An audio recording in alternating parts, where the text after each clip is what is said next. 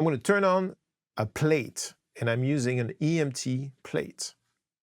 On that day and in that heat, with all that light hung over me.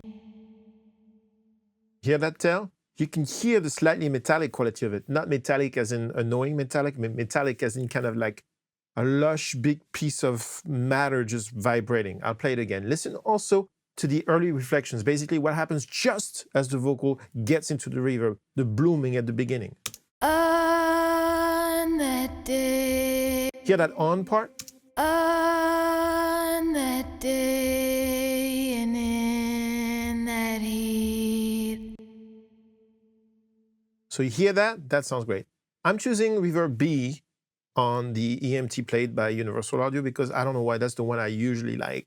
Let me compare with a real plate. I have a real plate.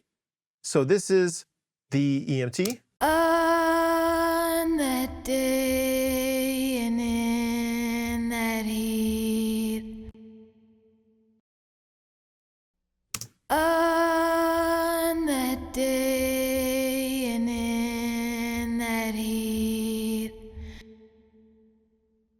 Tail is a little longer. Maybe I'll make this one a little longer. And also it's a little fatter, so I'm going to remove the high pass on the plugin. Again, this is the real plate.